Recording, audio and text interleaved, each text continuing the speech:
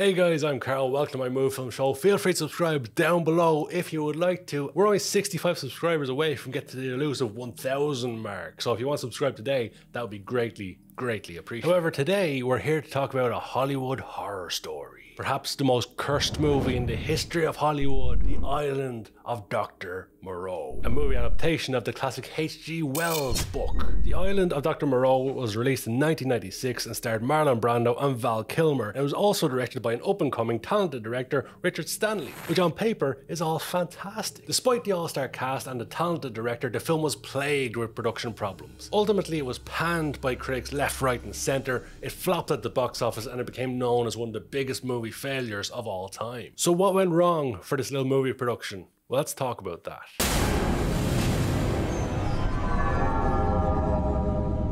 The Island of Dr. Moreau, as I previously mentioned, was directed by Richard Stanley, a young director who'd made a name for himself with his exceptional independent films. Mr. Stanley reportedly was a huge fan of H.G. Wells and had been working on the movie adaptation of The Island of Dr. Moreau for years. However, despite all this work he'd put in behind the scenes, it was just 3 days into filming when Richard Stanley was sacked. He was fired. Kicked off the project by the movie studio, and fired by fax of all things. They don't even have nowadays.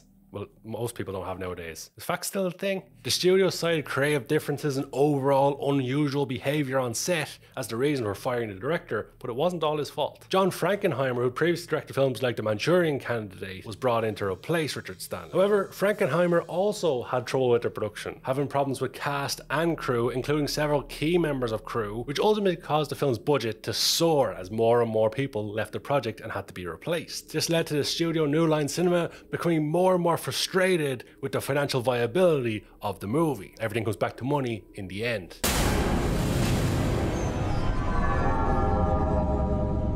Some of the problems that plagued the production is that the weather was just a disaster for the production in itself, and some of the extras that were in these crazy costumes and having a tough time in this crazy stuff were all getting intoxicated. So that doesn't help when you've got a cast of just drunk extras everywhere. It was even reported that during some of the drawn out productions, some of the cast and crew would constantly be partying well into the night and doing all sorts of crazy stuff in between scenes. The film was shooting in Australia, where the production location caused trouble for the whole set, the cast and the crew. The heat and humidity were intense, and the cast and crew had to deal with a variety of dangerous animals like snakes and spiders, which Australia is famous for. I don't know if you've seen some of the spiders they have. They're kind of horrific if you hate spiders.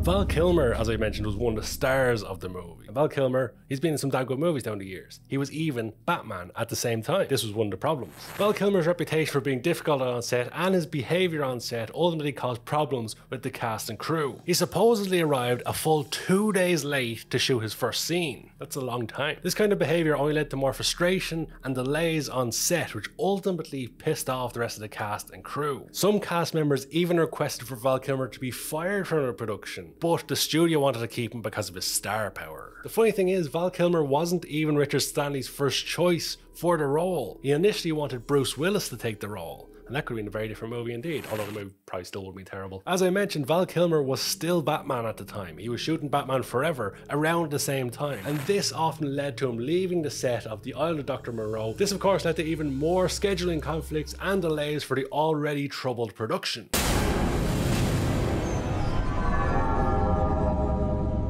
And then there's Marlon Brando, one of the greatest actors of all time in my opinion, but an actor who's known to be notoriously difficult to work with, especially in that stages of his career. Apparently, this film even made Apocalypse Now's production look like a cakewalk. Marlon Brando played the role of Dr. Moreau. He reportedly arrived on set with a lot of bizarre ideas for his character. He insisted his character wore white face paint. He refused to learn his lines, and he had a small earpiece so that his lines could be fed to him by his assistant. And on top of that, he would reportedly frequently change the script. However, there is an explanation for his perhaps bizarre behaviour on set, because reportedly, just before the film began shooting, Marlon Brando's daughter committed suicide. The morning after decided the show must go on, he went ahead with the production, but his heart must have been broken and shattered at the same time. He would reportedly just disappear off set, and when he was there, he was often found in his air-conditioned trailer coming up with even more peculiar ideas for his character. One of his most interesting ideas was, at the end, to have a big revelation that his character was actually a dolphin man all along.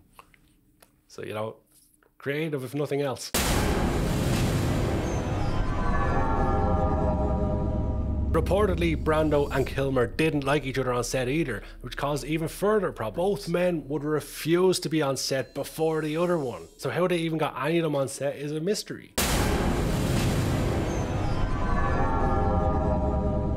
So you've got crazy weather, you've got snakes and spiders all over set, you've got a cast and crew that are getting drunk, intoxicated, and who knows what else they were doing in between scenes. You've got huge delays, you've got a studio that's worried about its finances, the director's already been fired, and then on top of that, New Line Cinema started to get worried that Richard Stanley might want to get revenge on the production that he put so much work into and he'd now just been fired so ruthlessly from the studio from. So they took some extreme precautions to make sure Richard Stanley left the country so he couldn't interfere in the production. The studio assigned security escorts to make sure Richard Stanley made it to the airport and left the country. However, Richard Stanley somehow slipped away and got away to a secluded part of Australia. There he took some time to recover from the mental and emotional toll from being fired so hastily from the film, all while plotting his revenge.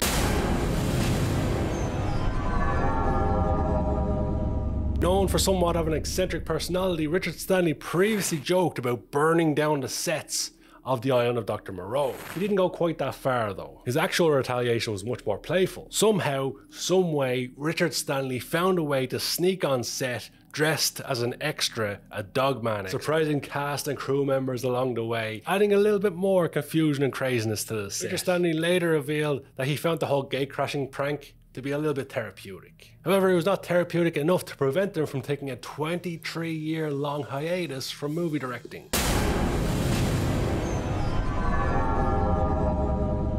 As I mentioned, it took 23 years before Richard Stanley was ready to jump back behind the camera once again in Hollywood. He eventually returned to directing feature films in the 2019 horror movie Color Out of Space, starring Nicolas Cage, a film that received positive reviews and seemed to be something of a comeback for Richard Stanley.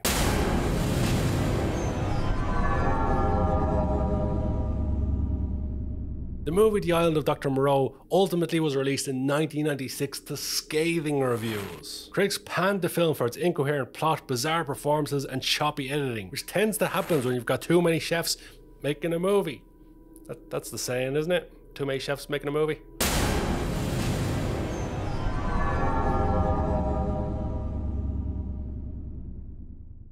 Now, despite it all, somehow, someway, The Island of Dr. Moreau made its way onto the big screen. A feat that can only be described as a cinematic miracle, given all that it went through. While it might not be as beloved as the novel is, the 1996 movie The Island of Dr. Moreau has become something of a cult classic for all the wrong reasons, thanks mainly in part to its bizarre production history. It's one of those movies that falls into the category of it's so bad, it's kind of good, although really, in truth, it's just terrible. So that's the making of The Island of Dr. Moreau, or at least some of the interesting details about it. A film that became notorious for all the wrong reasons. Have you seen it? Let me know in the comment section below. And if you're still here, if you're still watching, I'd greatly appreciate if you hit that subscribe button for more movie related content all the time here on the channel. And with all that being said, I'll catch you in the next video.